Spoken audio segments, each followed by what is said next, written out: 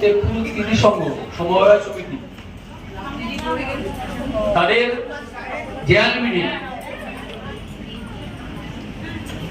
এই তিথি সংঘের কথা বলতে গেলে আমরা জানি যারা প্রশাসনের মধ্যে আছেন,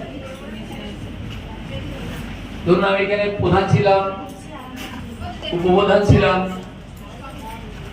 আমার বিশেষ একবার প্রধান ছিল, এবারও প্রধান। তিনি আজকে বারাসাতে ডিএম ডেকেছে একটা জরুরি মিটিং, প্রত্যেকটা জেলারই প্রধান সভাপতিদের ডেকেছে, তাই জন্য আজকে থাকতে পারিনি। আজকে এই জেনারেল মিটিং এ উপস্থিত এই সঙ্গেরই সভাপতি নমিতাদি দীর্ঘদিন ধরে আছে এবং নিষ্ঠার সহিত এই প্রতিষ্ঠানটা পরিচালনা করছে। ধন্যবাদ জানাবো স্বরূপনগর পঞ্চায়েত সমিতির সহকারী সভাপতি হিসাবে নমিতা থেকে। তারপর ধন্যবাদ জানাবো এই প্রতিষ্ঠানের যিনি সম্পাদক, আমার ছোট বোন, আমার ভাইজি মৌ ইন্দ্রাণী দাস, অক্লান্ত পরিশ্রম করে এই আপনাদের এই গ্রুপগুলো চালানোর জন্য। সঞ্চালনা করছেন এই প্রতিষ্ঠানের কোঅর্ডিনেটর আমার আর খুব স্নেহের ছোট বোন রিঙ্কু সর্দার, রিঙ্কু সাধুকা, সরি টাইটেলটা ভুলে সাধুকা।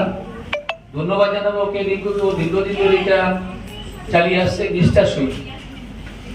আজকের এই শুভ সময় উপস্থিত স্বরূপনগর পঞ্চায়েত সমিতির সদস্য ছোট বোন কৃষ্ণা হালদার, আমাদের অনেক মেম্বার আছে, অঞ্জনা আছে 1 নম্বরে, অঞ্জনা কর্মকার, মিতা রাহা আছে রবীন্দ্রনগরে আমাদের মেম্বার, সাবিত্রী দাস।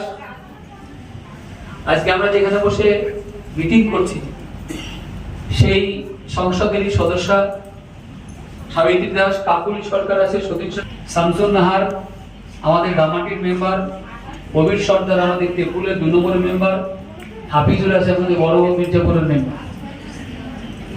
এবং এই তিথি সংঘের সকল সদস্য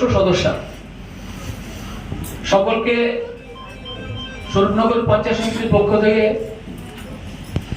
ধন্যবাদ, ভালোবাসা জানিয়ে 2-4 কথা। এই এনজিসির দল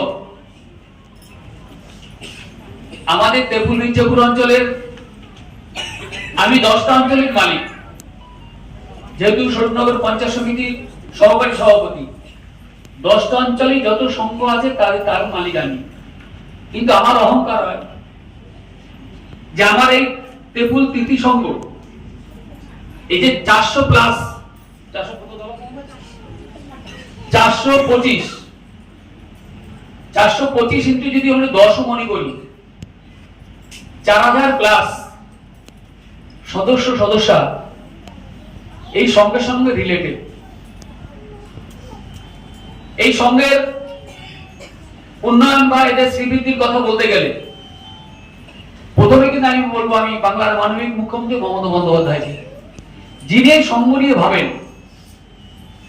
বিগত দিনে আমি 3 সালে মেম্বার ছিলাম, আজ থেকে 20 বছর আগের কথা বলি।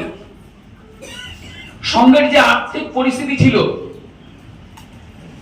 আর স্টিল নাও, আজকের ডেটে দাঁড়িয়ে আমরা যদি সংঘের রূপরেখা, সংঘের চরিত্র সম্বন্ধে ভাবি, আমূল পরিবর্তন। এই পরিবর্তনের জন্য যেমন বাংলার মানবিক মুখ্যমন্ত্রী ভাবেন আপনাদেরকে, ঠিক আমরা যারা পঞ্চায়েত সমিতির সভাপতি, সহসভাপতি আছি, অঞ্চলে প্রধান মেম্বার আছেন, পঞ্চায়েত সমিতির মেম্বার আছেন, তারাও কিন্তু ভাবে। আমার তো অহংকার হয় যখন জিপির 10টা অঞ্চল থেকে এই এজিএসআই গ্রুপ আসে। যদি আপনার কর্মকাণ্ডে আমাদের জেলায় 22টা পঞ্চায়েত সমিতি, 22টা পঞ্চায়েত সমিতির মধ্যে আমাদের স্বরূপনগর পঞ্চায়েত সমিতি একটা, তাদের যখন গুণমান, তাদের যখন কর্মকাণ্ড নিয়ে জেলায় আলোচনা হয়, পঞ্চায়েত সমিতিতে আলোচনা হয়, তখন আমি যখন আমার তেপুল মির্জাপুর অঞ্চলের কথা শুনি, তাদের অগ্রগতি গ্রোথ, তখন কিন্তু আমার অহংকার হয়। এই অহংকারের কারণ কিন্তু যারা এই প্রতিষ্ঠানের সঙ্গে যুক্ত, যারা দায়িত্ব নিয়ে আপনাদের সুখে দুঃখে সব সময় আপনাদের সঙ্গে সহযোগিতা করে। আমি দুজন সিএসপি নাম বলিনি, তাদের কিন্তু অক্লান্ত পরিশ্রম দল গঠন করবার জন্য। আপনাদের টেলিভিশন বা খবর দেখবেন, বাংলা বা ভারতবর্ষের মা যারা নেতৃত্ব দিচ্ছেন তাদের কিন্তু নির্দেশ আছে প্রত্যেকটা অঞ্চলের প্রত্যেকটা মহিলাকে এই এসডিসি গ্রুপের সঙ্গে ট্যাগ করতে হবে, ভোটার লিস্ট ধরে ধরে। অনেকে আসতে চাইছে না,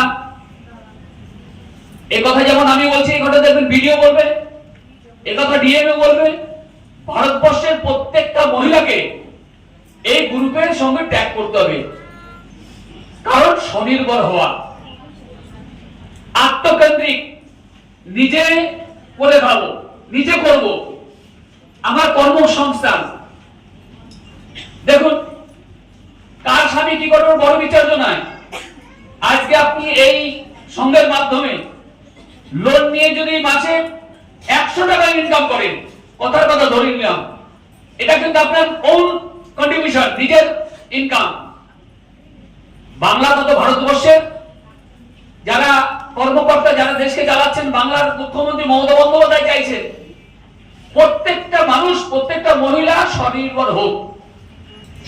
এই স্বনির্ভর হতে হলে কিন্তু আপনাকে গ্রুপের মাধ্যমে আসতে হবে। একটা জিনিস মনে রাখবেন, আগামী দিন, আজকে 2024, আজকে 17 তারিখ, আগামী দিন যত আসছে, এই পঞ্চায়েত প্রশাসন বলুন, পঞ্চায়েত সমিতি বলুন, তাদের সকল কাজের মধ্যে এই গ্রুপ কিন্তু ইনভলভ হবে, করে দেবে কে? সরকার করে দেবে। একটা শুভ খবর আপনারা জানেন, আগে আমাদের পঞ্চায়েতে এনআইএস এর কাজে সুপারভাইজার ছিল, আমার এক মেম্বার আছে, হাফিজুর আছে, ও সুপারভাইজার ছিল। এই পঞ্চায়েতে যখন 100 দিনের কাজ, আমার বাংলার মাননীয় মুখ্যমন্ত্রী মমতা বন্দ্যোপাধ্যায় বলেছে 50 দিনের কাজ তিনি অ্যাসুরেন্স করবেন। এই 100 দিনের কাজ কিন্তু শুধু সুপারভাইজার করবেন না, এটা আপনাদের জন্য একটা ভালো খবর, এই গ্রুপের মহিলারা কিন্তু করবে।